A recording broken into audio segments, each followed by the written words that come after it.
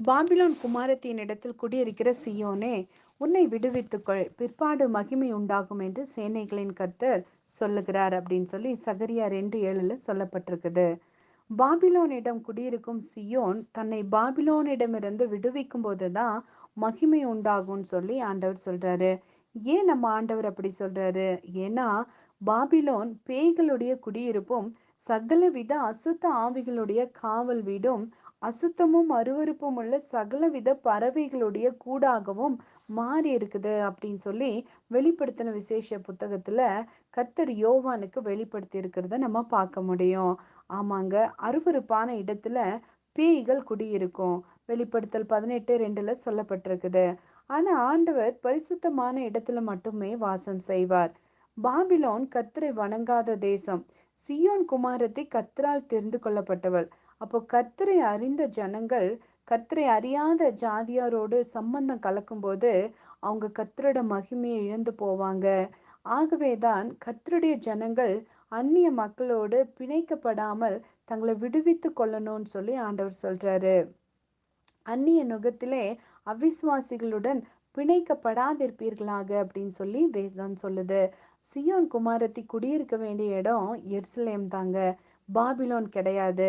அந்நிய நுகத்துல அவிசுவாசிகளுடன் நம்ம பிணைக்கப்படும் போது நிறைய வேதனைகள் உண்டாகும். அப்படி பிணைக்கப்படும் போது நம்ம கர்த்தருடைய மகிமையை இழந்து போறோம். பாபிலோன் ஆகிய அந்நிய காரியங்களிலிருந்து நாம் நம்மை விடுவிக்கும் போது நம்மை சுற்றிலும் ஆண்டவர் அக்கினி மதிலாய் இருப்பார். அதன் நடுவுல மகிமையாக இருப்பார். நாம் கர்த்தருடைய கண்மணிகளாக இருப்போம். அவர் வந்து நம் நடுவில் வாசம் செய்வார். நாம் அவருடைய சொந்த ஜனங்களா இருப்போம்னு சொல்லி வேதம் சொல்லுது. நாம கூட மற்ற மக்களை போல பாபிலோனின் அக்கிரமத்துல சங்காரமாய் போகாதபடிக்கு அதன் நடுவிலிருந்து ஓடி நமது ஆத்மாவை தப்புவிக்க வேணும்னு சொல்லி கர்த்தர் சொல்றாரு.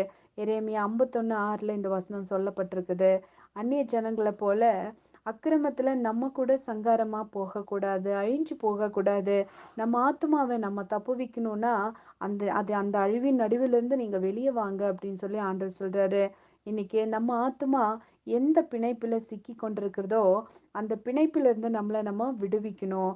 நம்ம ஆத்மாவை அந்த பிணைப்பிலிருந்து விடுவித்து தேவனோடு கூட இணைக்கணும். அப்போ தேவனுடைய மகிமையை நீங்களும் நானும் கண்டு கொள்ளலாம். நாம் தேவனோடு இணையும் போது தேவ மகிமை நம்ம வாழ்க்கையில விளங்கும்.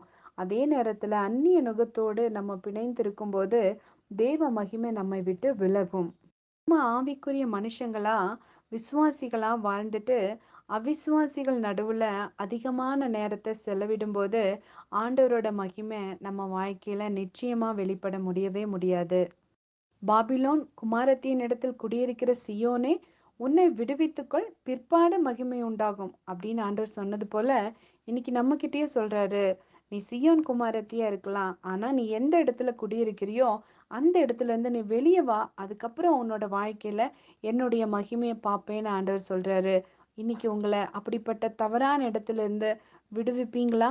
அந்த இடத்துல இருந்து சில காரியத்துல இருந்து நம்மை நாமே நம்ம விடுவிக்கணும்.